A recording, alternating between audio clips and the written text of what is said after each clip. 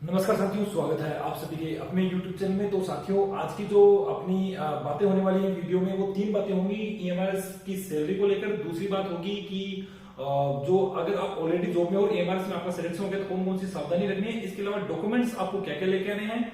और last and final ये है कि नवोदय और ईएमआईएस में किसे चूज करना चाहिए अगर आप नवोदय में जूनियर पोस्ट पे हो और ईएमआईएस में आपका हायर पोस्ट पे हो। तो ये तीन बातों की चर्चा हम करेंगे। चलिए बने रहिए अपने साथ साथियों। चलो शुरुआत करते हैं। सबसे पहले अब अपनी शुरुआत करते हैं पीजीटी से। तो पीजीटी की जो बेसिक है वो क्या होती है? बेसिक सबसे पहले आपको पता होगा कि आपने देखा होगा कि जो आपकी बेसिक सैलरी है वो 47,800 आपने देखा होगा। जब आपका अपॉइंटमेंट आएगा तब भी आपको ये ही दिखेगी। तो अपना पहला वीडियो है वो पोस्ट ग्रेजुएट टीचर्स को लेकर है। टीजीटी की जो बेसिक है वो बता देता हूँ, 44,900 है। तो इससे आप अपना वीडियो खुद बना सकते हो, आप अपना कैलकुलेशन खुद कर सकते हो। चलिए शुरू करते हैं पीजीटी की पोस्ट ग्रेजुएट टीचर की इसकी सैलरी क्या रहने वाली है। तो 47,800 आपकी बेसिक रहेगी। अब 47,800 के ऊपर आपको क्या मिलेगा? महंगाई भत्ता मिलेगा। तो महंगाई भत्ता अभी वर्तमान में 46% है। अगर मोदी जी ने चाहा तो जनवरी से 50 कर देंगे। जनवरी ऑलरेडी चल रहा है, अभी शुरुआत हुई नहीं है। अगर 50 हो जाएगा तो काफी सारे ये जो बोनस है ये आपको और ज्यादा देखने को मिलेंगे। चलिए 46% के हिसाब से निकालते हैं। 46 गुना 47,800 बटा 100। मैंने पहले से कैलकुलेशन कर लिया ताकि टाइम वेस्ट नहीं हो। तो इसमें अपना डीए बनेगा 21,620।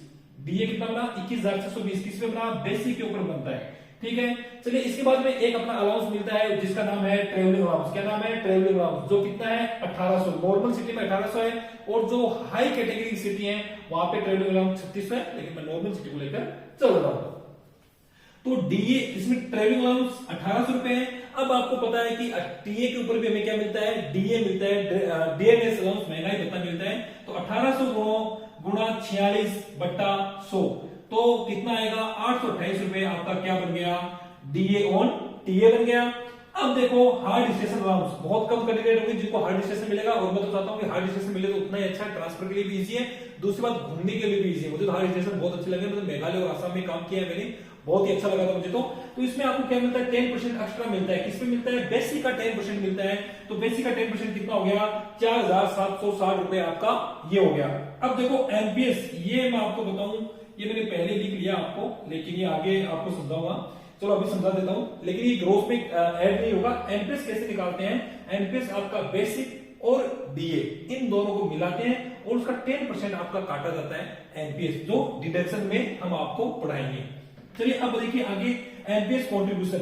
ये कंट्रीब्यूशन कौन देगा? आपका जो ऑर्गेनाइजेशन है ईएमआरएस या एनवीएस या केवीएस, वो जो भी ऑर्गेनाइजेशन वो आपको इसमें प्रोवाइड कराता है। और एनवीएस कंट्रीब्यूशन कैसे निकलता है? आपका बेसिक होगा और जो डीए है इन दोनों को जोड़ा जाएगा और उसका 14% कंट्रीब्यूशन कौन करेगा? ऑर्गेनाइजेशन करेगा। तो इसका 14% कितना हो जाएगा? 9,690। यानी एनपीएस कंट्रीब्यूशन कितना होगा? 9,690। इसको छोड़ देना है, इसको एक बार छोड़ देना है। अब जब हम ग्रोथ सैलरी की अगर हम बात करेंगे, अपनी ग्रोथ सैलरी कितनी रहेगी, तो देखो 47,600, 21,620, 1,800, 828, 4,760 और 9,690 जो एनपीएस कंट्रीब्यूशन है। जब इन सबको हम जोड़ेंगे तो आपकी ग्रोथ सैलरी रहेगी 86,320। बड़ी शानदार सैलरी है, 86,320। अब मैं एक बात बताऊं, जो ईएमआरएस है वो रेजिडेंशियल स्कूल है और 90% स्कूलों के अंदर आपको क्या मिलेंगे? क्वार्टर मिलेंगे। तो क्वार्टर अगर मिलेंगे तो आपकी सैलरी इतनी रहेगी, क्योंकि क्वार्टर को मिलने के बाद आपको एचआरए नहीं मिलेगा, हाउस रेंट अलाउंस नहीं मिलेगा। दूसरी बात, अगर क्वार्टर नहीं मिलते हैं तो 10%, अगर नॉर्मल सिटी तो 9% के अराउंड आपको क्या मिलेगा? वहां पे एचआरए मिलेगा, हाउस रेंट अलाउंस मिलेगा। तो जो आपकी सैलरी है वो लगभग 90,000 ग्रोस सैलरी चली जाएगी। तो एचआरए की बात हम नहीं कर रहे क्योंकि क्वार्टर नॉर्मली मिल जाएंगे। चलिए साथियों अब बात करते हैं डिडक्शन की, यानी कटौती आपकी कौन कौन सी रहेंगी। तो सबसे पहली बात इनकम टैक्स। नॉर्मल मैं इनकम टैक्स की काट रहा हूं आपका 5,000 रुपए, ज्यादा नहीं काट रहा हूं, सिर्फ 5,000 रुपए काट रहा हूं। तो 5,000 रुपए आपका इनकम टैक्स कटेगा। अब देखो उसके बाद में जैसे कटौती की बात आ रही है, काफी दोस्त मायूस हो गए भाई, कटौती के लिए मायूस मत हो, जो कटेगा वो कटेगा। चलिए अब देखो एनपीएस। एनपीएस मैंने बताया था ना आपको 10% कटेगा आपका। कैसे कटेगा? बेसिक प्लस डीए का 10%, 6,922। तो ये विद्या मैंने 6,922 ये कटेगा आपका। एनपीएस कंट्रीब्यूशन जो ऑर्गेनाइजेशन ने आपको दिया है, अगर वो दिया है तो अभी नहीं दिया है, वो रिटायरमेंट टाइम में मिलेगा, ये आपकी सैलरी में दिखेगा आपको, तो वो भी कटेगा। एनपीएस कंट्रीब्यूशन जो आपके ऑर्गेनाइजेशन उसने आपको दिया है तो वो भी कटेगा। तो टोटल डिडक्शन कितना हो गया? 5,000 इनकम टैक्स, 6,922 आपका एनपीएस हो गया और 9,690 आपका एनपीएस कंट्रीब्यूशन हो गया। तो टोटल डिडक्शन हो गया आपका 21,612। तो कितना हो गया? 21,612 आपका टोटल डिडक्शन हो गया। अब इन हैंड सैलरी कितनी आएगी, तो ये साथियों आपकी इन हैंड सैलरी है 86,320 आपकी ग्रोस सैलरी थी। अब देख लीजिए 86,320 आपकी क्या है, ग्रोस सैलरी है, और इसमें 21,612 क्या होगा आपका टोटल डिडक्शन होगा। तो इन हैंड जो सैलरी होगी आपकी फर्स्ट 64,708 रुपए होगी। काफी स्टूडेंट और काफी हमारे जो साथी हैं वो कहते नहीं सर इतनी कम तो नहीं हो सकती। मैं बता रहा था उनको कि साथियों कम ही मिलेगी, ज्यादा नहीं है। 64,708 वैसे तो बहुत अच्छा है कि स्टार्टिंग सैलरी आपकी 65,000 मिल रही है, बहुत अच्छी बात है। तो 64,708 वो भी कब, जब आप हार्ड स्टेशन में हो। हार्ड स्टेशन में नहीं होगे और आपको क्वार्टर मिल गया तो आपकी सैलरी 60,000 रुपए है। फर्स्ट सैलरी 60,000 रुपए होगी। निराश होने की कोई बात नहीं, सैलरी बढ़ती बहुत ज्यादा है। चलिए अगर हम बात करें टीजीटी की, तो साथियों टीजीटी में कम कर लीजिए 3,500 रुपए के आसपास या 4,000 रुपए के आसपास कम कर लीजिए, उतनी सैलरी आपकी रहेगी। अगर हाई स्टेशन में हो तो लगभग 61,000 रुपए, अगर प्लेन एरिया में हो तो लगभग आपको 56 से 57,000 रुपए ट्रेन ग्रेजुएट टीचर में वहां पे आपको देखने को मिलेंगे। चलिए ये बात तो होगी सैलरी की। अब अपना दूसरा क्वेश्चन ये आता है डॉक्यूमेंट्स को लेकर, काफी क्वेश्चंस पूछे जा रहे हैं डॉक्यूमेंट्स को लेकर। तो साथियों मैं सबसे पहला डॉक्यूमेंट्स के बारे में यही बताना चाहूंगा, अगर आप जॉब के अंदर हो तो प्लीज इस बात को छुपाना मत।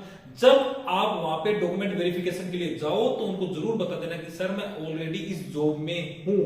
बता देना, मैं फिर कह रहा हूं क्योंकि आपने एक केस पढ़ा होगा जिसमें एक टीचर थे DSSB में उनका सिलेक्शन हुआ था और उससे पहले वो केवी के अंदर थे और उन्होंने क्या किया, न तो केवी में बताया कि मैं छोड़ के जा रहा हूं और छोड़ा भी उन्होंने सिर्फ पर्सनल बैकग्राउंड, चलो ठीक उन्होंने पर्सनल बैकग्राउंड पे छोड़ दिया कोई बात नहीं है। उन्होंने DSSB ज्वाइन किया और वहां पे उन्होंने बताया नहीं कि उनकी प्रीवियस सर्विस चल रही थी कहीं पे, जिसके बाद में क्या हुआ, जांच हुई। जांच होने के बाद में उनके ऊपर मुकदमा बिठाया गया कि आपने हमसे तथ्य छुपाए हैं। तो कोई भी तथ्य आपको छुपाना नहीं है। अगर आपने कहीं पे जॉब की है तो प्लीज बताइए। मैंने भी जब नवोदय छोड़ा था तो केवी में आते ही मैंने अपना क्या किया, सबसे पहले यही बताया कि मैं ऑलरेडी जॉब में हूं। इंटरव्यू के टाइम में भी मैंने बताया था, ज्वाइनिंग के टाइम में भी बताया था, और उसके बाद में जो डिप्टी कमिश्नर से मेरा जो रिजिग्नेशन लेटर आया था वो भी मैंने बाकायदा एक कॉपी वहां पे सबमिट की थी कि देखिए सर मैं प्रॉपरली मैं इसको रिजाइन करके आया हूं। तो इससे क्या होता है कि अपने पास लीगल एविडेंस बन जाते हैं कि अब हमने कोई इलीगल काम नहीं किया है। ठीक है, तो पहली बात ये है कि अगर साथियों आप जॉब के अंदर हो तो प्लीज छुपाना मत। ठीक है, चलिए अब दूसरी बात हम ये कर लेते हैं कि डॉक्यूमेंट्स के रिगार्डिंग एक ओबीसी के बारे में काफी साथी पूछ रहे हैं। तो साथियों ओबीसी की जो सर्टिफिकेट की वैलिडिटी होती है वो 1 साल होती है।